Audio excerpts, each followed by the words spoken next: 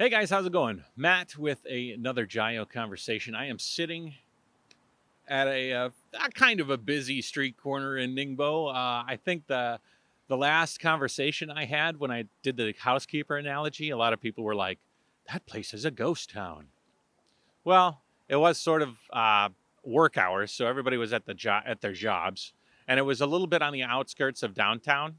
So I figured I'd show you that there are actually people doing stuff.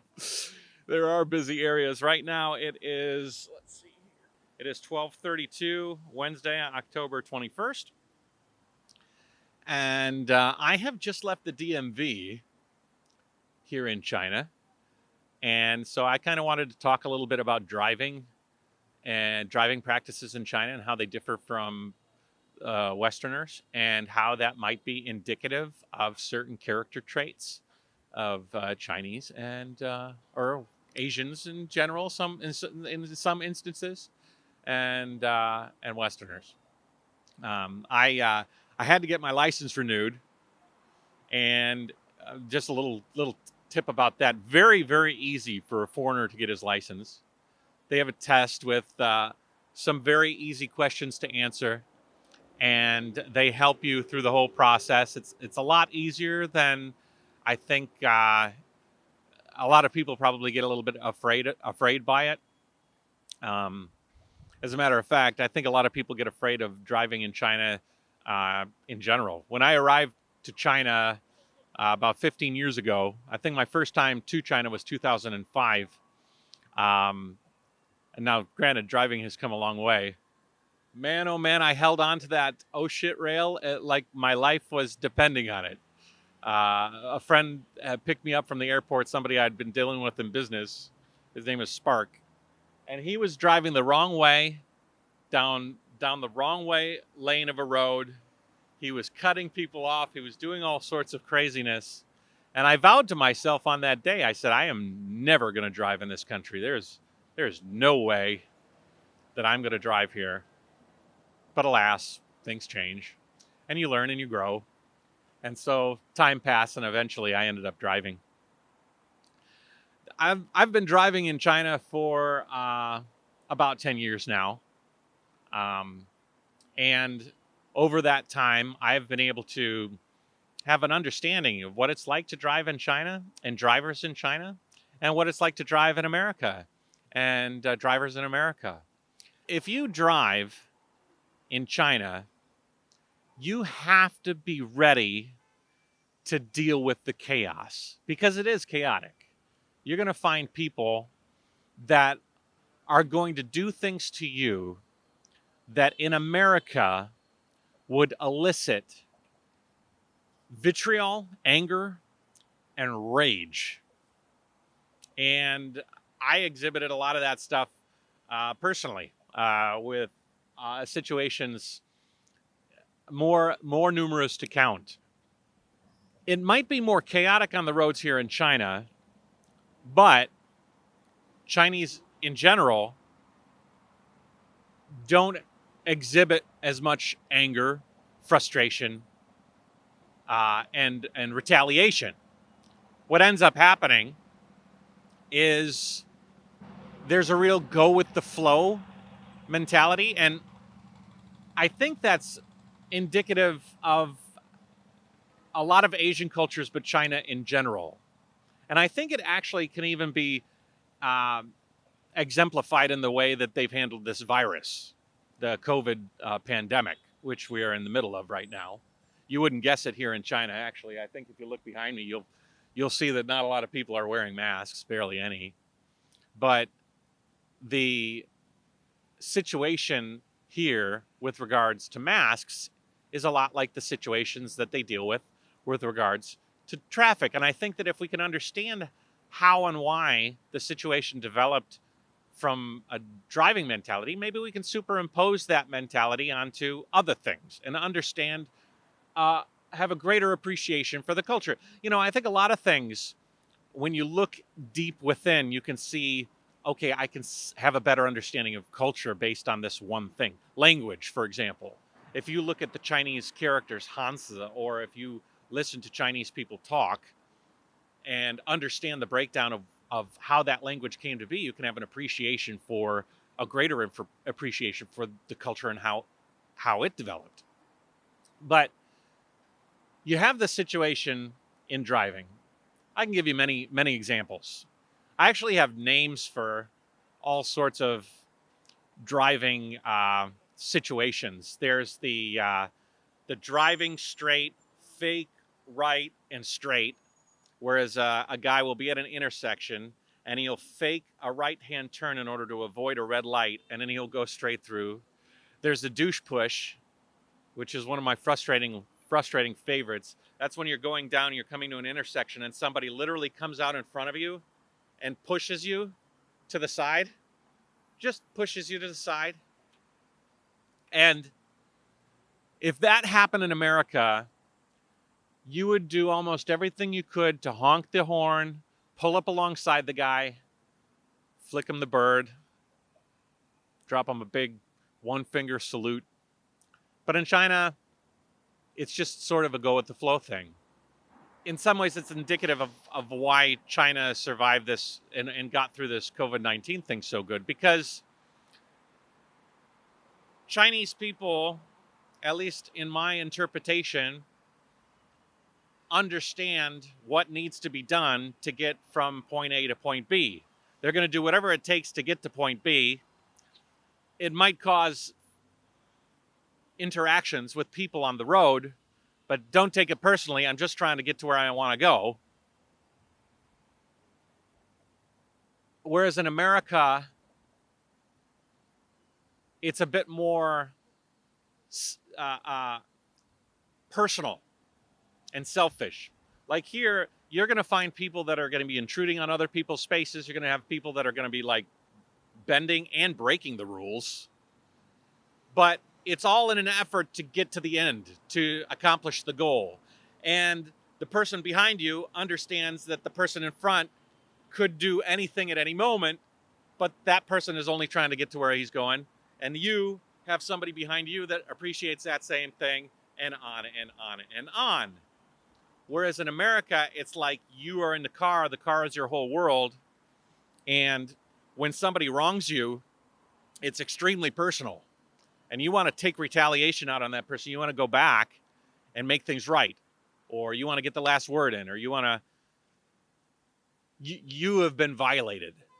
Whereas in China, it's less of that person violated me. It's more of we're all trying to do we're all trying to do this thing. Let's get through it and get from point A to point B. Like, for example, masks. China understood that in order to get from point A, a pandemic, to point B, the life we live right now, which is basically free until maybe some pockets open up and then we can close things up, you have to socially distance, wear your mask, and work universally towards accomplishing those goals without complaining, and understand that we got to do it as a community. So this whole animal is moving, this whole culture is moving in one gigantic mess. And it might be messy. It might be messy. You might see people cutting people off. You might see people breaking rules and things like this, but the ultimate goal is still achieved. Whereas in America, where I'm an American, so I could speak to a little bit of this, it's very self-oriented. That person wronged me. I'm going to go make it right myself. And so you get these situations where people are kind of going out, yelling, flipping the bird. Man, I went back to America and drove recently, a few years back, and I was trying to merge into an exit lane, and I felt like I had enough space behind me, but this person actually flicked me the bird and zoomed up in front of me and made it his personal mission, her personal mission, it was a female, her personal mission to come up and, hello, and impose themselves like on my situation. It was crazy. And there's like, maybe even furthermore, it's sort of like a paranoia. And there's another aspect of Chinese driving. Police on the road. When you go home to the USA, if you're American, or when you're driving in America, when you're driving in America, you'll find that You have sweaty palms when you drive past a police car, even if you're going the speed limit. Because you don't know if that police guy has a quota. You don't know if he's got an edge on him. You don't know if he's angry. I'll tell you another story. I was in the United States. I turned left when I shouldn't have. There was a sign across the way. I didn't see it. And this police car pulls up, and immediately my blood pressure goes through the roof. Oh, geez, what the hell's going on? I pulled off to the side. He pulls in right behind me. He's on the passenger side. I roll down the window. He puts his hand on the window, and he puts one hand on his gun, license registration. I gave it to him. It was my mom's car because I was visiting. Whose car is this? I says, it's my mom's. You can see it on your computer. I mean, it was an aggression. Like, he had a shaved head, like a Marine. It was a scary situation. And so I think what that does is it develops a fear. There's like a fear of breaking the rules, a fear of not even breaking the rules, just a fear of getting pulled over because you don't know what's going to happen. Hell, I'm white. You know, I'm a white male in America, you know, so even me, I don't have the worries that maybe a darker skinned person might have, you know, because there's that whole issue there. In China, none of that. There are no patrol cars. They may be actually set up, actually, we're outside of Lawaitan. They might actually set up a breathalyzer area here on the weekends because the bar area is up the street. And sometimes you don't want to get caught drunk and driving in America or in China. You don't want to get caught drunk and driving in China. But there's that fear that Americans and a lot of Westerners, I guess, in different parts of Western world have this fear of a cop with a quota, a cop with a chip on his shoulder, being pulled over for a small reason and being it exacerbated. And then the conspiracy theories go, and then there's all this apprehension and tightening of fear. In China, they don't care about all that. There's no patrol cars out ready to pull you. I've very rarely, maybe a half a dozen times, ever seen a car pulled over for no obvious reason. Instead, they rely on a lot of cameras. There's CCTV cameras. There's a camera watching me right now make this video. 100%. Maybe 5 cameras. But I'm not doing anything wrong, so it's okay. And so if you do something wrong, you might have a message on your phone later that says you sped on this street at this time and you've got a ticket you got to take care of. If you look at the way the West is, there's this me mentality. I was wronged. I got to watch out. Oh, the police are always after me. There's this like sort of crazy fear, and this fear breeds conspiracy theories, and you end up losing trust in the system as a whole because you're constantly worrying about all these different things. Whereas in China, it's just go from point A to point B. Don't try to exact revenge. Don't get frustrated if things don't work out the way that you want. Don't retaliate. And I think that there's a lot to be said for that. There's a lot of downsides to driving in China too. If you notice somebody is really breaking the law, there's not a lot of people out there that are going to hold them accountable. So, you know, there might not be the justice that you think is deserved, you know. People can do things to you that are so frustrating that the American inside me wants some sort of justification or vindication, and you can't get that. Sometimes that's frustrating too. Like, oh my God, that guy cut me off and he's just cutting other people off. What's going to happen to him? Nothing. Not really. Maybe a camera's going to catch him. But sometimes that's a good thing, right? I think sometimes the West assumes too much responsibility. And in assuming too much responsibility, we care too much about things that we probably shouldn't. I don't want to wear a mask because it's not good for me. And, you know, the particles of the virus are too small. They can go anyway. And they start making up all of these reasons to not do something instead of just saying, I got to do it. I got to get from A to B. And I'm not going to really think too much about it. I'm just going to do it. Once I achieve that goal, then I'll be satisfied. Whereas in America, they have all of these steps between A and B that they feel they have so much power over. It's sort of like it's sort of like a freedom paradox, right? We have all of this freedom in America to do the things that we want to do at any point in time. That when you have a thing like driving from A to B, you sort of, I'm going to drive A to B, but I'm also going to yell at this guy, and I'm also going to take it into my responsibility to punish this guy, and I'm going to be angry at this and this and this. And you clutter your mind with all of this sort of frustrating garbage when really everybody around is trying to get to A to B. And another thing that it does is it like lessens the load. Like sometimes I make it my personal choice to get angry at somebody on the road that's maybe wronged me here in China. And my wife, Annie, will look at me and she'll say, who cares? He's going his way. Did he actually cause you pain? I mean, obviously, if they made contact, there's an accident. That's another issue. But it's like really Zen sort of way. It's a chaotic Zen, but it's a Zen nonetheless. Because what you end up doing is you don't take so much weight. You don't think too deeply about things. You're just going with the flow. And I think there's a lot to be said for that. Obviously, there's two sides. I've tried to present it to you here. You know, it can be frustrating at times. But it's also something that I think is nice because in China, you actually have a bit more freedom. Even here, if you do want to skirt the law and you're kind of moving around and you're bending the rules slightly, you're not going to get punished as much as you would necessarily in the States, as long as the camera doesn't get you. Whereas in America, you're paranoid about being caught for anything. And so maybe it almost makes you too worried, too frustrated. And then it makes you feel like you want to hold other people accountable. Well, I'm following the law. This guy's not following the law. I'm going to take it out on him, instead of just saying the system is there to keep the roads open, keep the roads running, and I'm going to rely on those systems to do what they're designed for.